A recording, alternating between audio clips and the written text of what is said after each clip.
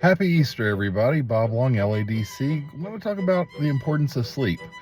Um, sometimes I think the older generation had it right. An old guy by the name of Aristotle, you may have heard of him back in school.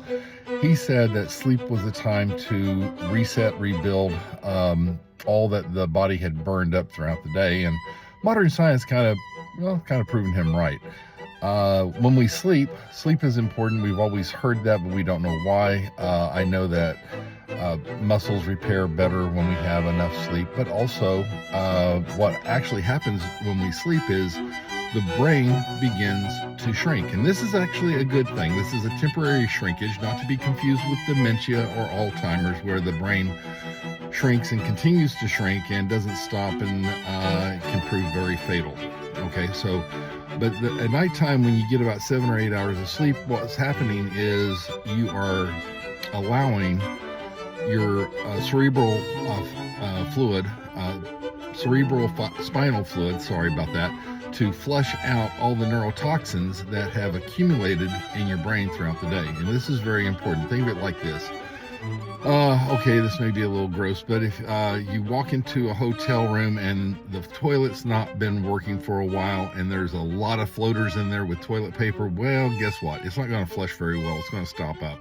And that's kind of what our brains do. Have you ever had a really hard day where you've been studying a lot? Maybe you had a test coming up, or at work where you had to learn a whole bunch of new stuff, and you are having really a hard time at the end of the day remembering how to get out of your office. I have a little badge that allows me to badge into my office with an electronic lock, but you don't need the badge to badge out of the office. Well, on some of those days that I just mentioned, I have tried to badge out of my own office and then got frustrated because it wasn't beeping to let me get out. It doesn't have to beep, doesn't have to be badged. I could just open the door and leave. So anyway, I think we've all experienced those kinds of moments throughout the day. That just means that our brains are overloading. Okay, this is less gross of an analogy, but think about an outlet, and all of a sudden now you have a couple of extension cords in the outlet, and they have multiple outlets, and you have like 15 things plugged into this one outlet. And they're all drawing a lot of energy. Let's say one's the microwave, the other one is the toaster. Those pull a lot of amperage and watts. And guess what? Before you know it, you're flipping the switch. Hopefully, that's what the circuit breaker switch is out there for, is to prevent fires. So anyway, your brain has to reset itself, just like a circuit breaker. And we have to plug in the right number of things every day. And the right number of things every day depends on how much sleep you get at night.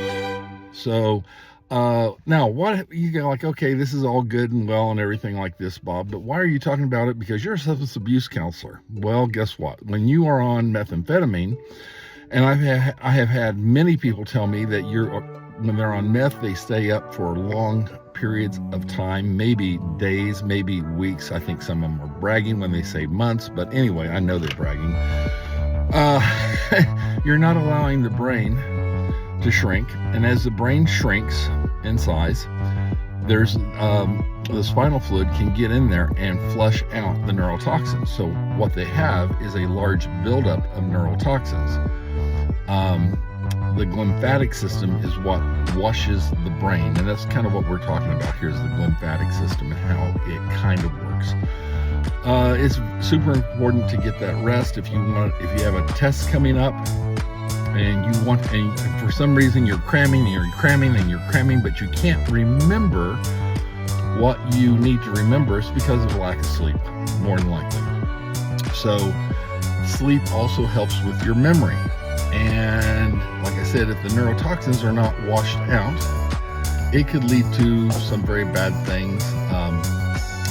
Alzheimer's, dementia, I believe Parkinson's disease also, a whole host of neurological disorders. So you want to be able to make sure that you are getting enough quality sleep every night, uninterrupted quality sleep. If you're not getting that, go see your doctor and get on something that's not going to hurt your brain, that's going to help you. Do not go to the liquor store and buy a bunch of liquor, because that's going to hurt the brain. You're not going to get the best restorative sleep. It may help you get to sleep, but it's not going to help you. Well, anyway, this is Easter. What year is this? 2026. Okay, I did get enough sleep last night. I do remember what year it is. Anyway, good luck, everybody. Like and subscribe. Pass this along to other people. Have a great day. Bob out.